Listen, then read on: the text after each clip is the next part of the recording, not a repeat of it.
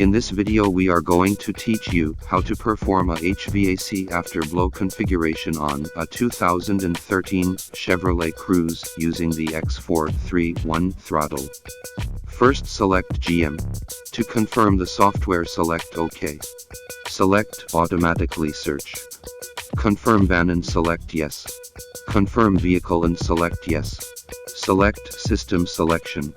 Select HVAC Control Module. Select Manual Control Single Zone. Select Special Functions. Select HVAC Afterblow Configuration. To change the configuration to on, select On.